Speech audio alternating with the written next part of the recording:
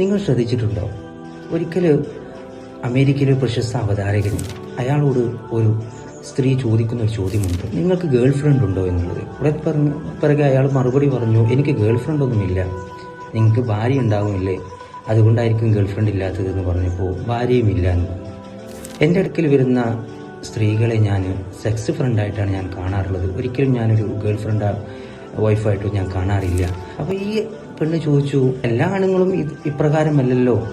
അപ്പോൾ ഉടനെ പറഞ്ഞു, 99% ആണുങ്ങളും ഇതേ ആളുകളാണ്.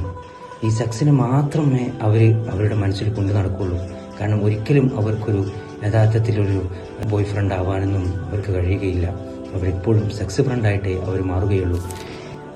അപ്പോൾ ഇത് നടക്കുന്നത് അമേരിക്കയിലാണ് ഈ എന്ന് പറയുന്നത്. അമേരിക്കത്തെ ആളിങ്ങനെ പറഞ്ഞതെങ്കിൽ നമ്മുടെ നാടിൻ്റെ ഒക്കെ അവസ്ഥ എന്ന് പറയുമ്പോൾ, കാരണം സ്ത്രീയുമായിട്ട് കലരുമ്പോൾ പൊതുവെ ആണുങ്ങൾക്ക് ഒരു സ്ത്രീയുമായിട്ട് തൊടുമ്പോൾ ഫീലിങ്സ് എന്ന് പറഞ്ഞു കഴിഞ്ഞാൽ ഏതൊരു ആണുങ്ങൾക്കും വരുന്നത് അത് സെക്സ് ആയിട്ടായിരിക്കും വരിക.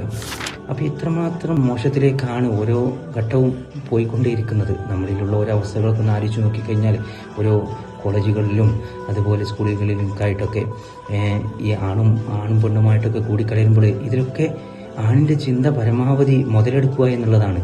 മറ്റുള്ള ചിന്തകളൊന്നും ആണിനുണ്ടാവുകയില്ല. മുന്നിൽ ഒരു പെണ്ണിനെ മുന്നിൽ കിട്ടിക്കഴിഞ്ഞാൽ പരമാവധി എങ്ങനെ മുതലെടുക്കണം എന്നുള്ളതാണ് ഒരാണ് ചിന്തിക്കുക. അല്ലാഹുവിൻ്റെ റസൂൽ നബി മുഹമ്മദ് മുസ്തഫ സ്വല്ലല്ലാഹു അലൈഹി വസല്ലം തങ്ങൾ പ്രത്യേകം ഇക്കാര്യം എടുത്തു പറഞ്ഞിട്ടുണ്ട്. ഖിയാമത്ത് നാൾ അടുക്കുന്തോറും ഇത്തരത്തിലുള്ള ഓരോ കാര്യങ്ങളും ആണും പെണ്ണുമായി കൂടിക്കലരുകൾ അധികരിച്ചുകൊണ്ടേയിരിക്കും.